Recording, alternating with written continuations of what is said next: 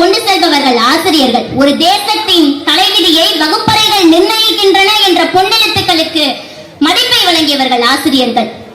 ஆசிரியர் மாணவர் உறவை பற்றி நன்கு அறிந்த ஐயன் வள்ளுவனார் தனது 395வது குறளிலே உடையார் முன் இல்லார் போல் ஏகற்றங்கச்சார் கடையிலே கல்லாதவர் என்று கூறுகிறார்.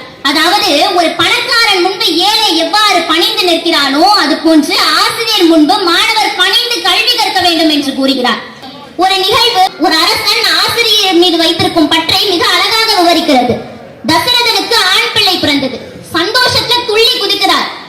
ஏன்? ராமன் பிறந்துட்டாருங்கிறனாலயா?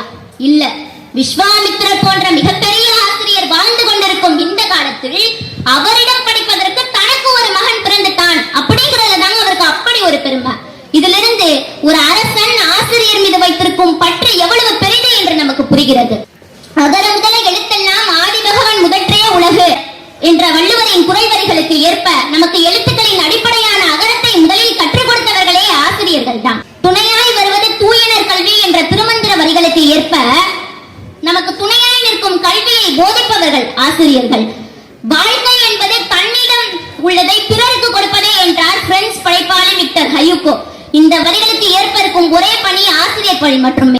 நான் முதலில் 7ஆம் வகுப்பு படிக்கும் போது என்னை ஒரு ஆசிரியர் மேடை ஏற்றினார். இன்று வரை அவரது கனவை நான் நிறைவாக்கி கொண்டிருக்கின்றேன். அந்த ஆசிரியர் வேறு யாரும் இல்லை, தமிழாசிரியர் மதிப்பிற்குரிய மேகநாதன் ஐயா.